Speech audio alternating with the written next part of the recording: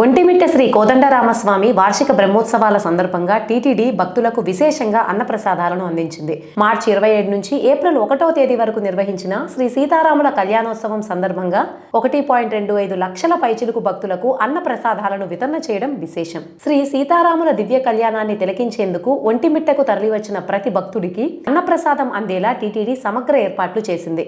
ఆలయ సమీపంలోని అన్నప్రసాద వితరణ కేంద్రంతో పాటు కళ్యాణ వేదిక వద్ద ఉద్యోగుల సౌకర్యార్థం కేంద్రాన్ని ఏర్పాటు చేసి సమర్థవంతంగా పంపిణీ చేశారు. కళ్యాణోత్సవం రోజున భక్తులకు పులిహోర, రవ్వ కేసరి, మైసూర్ పాక్, కారాలు, బిస్కెట్ ప్యాకెట్, అరటిపండు, వాటర్ బాటిల్, టెట్రా ప్యాకెట్, మజ్జిగలను ఒకే బ్యాగ్లో అందచేసి సౌకర్యవంతమైన సేవను అందించారు. అదేవిధంగా బ్రహ్మోత్సవాల మొత్తం కాలంలో ప్రతిరోజు భక్తులకు ఉదయం పొంగలి, ఉప్మా, సాంబార్, చట్నీ, మధ్యాహ్నం, రాత్రి సమయాల్లో అన్నం, చక్కెర పొంగలి, కూర, చట్నీ, సాంబార్, రసం, మజ్జిగలను వడ్డించారు. మార్చి 27 నుంచి ఏప్రిల్ 5 వరకు రోజువారీగా వేలాది మంది భక్తులకు అన్నప్రసాదాలు అందించగా వివరాల ప్రకారం మార్చి 27న 30,700, 28న 22,900, 29న 23,900, 30వ తారీఖున 22,300, 31న 26,500, ఏప్రిల్ 1న అన్నప్రసాదాలు 40,000.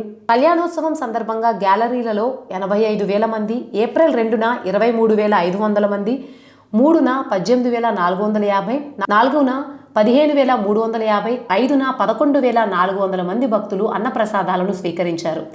ఈ విధంగా మొత్తం 10 రోజుల్లో దాదాపు 3.20 లక్షల మంది భక్తులు టీటీడీ అన్నప్రసాద సేవలను స్వీకరించారు.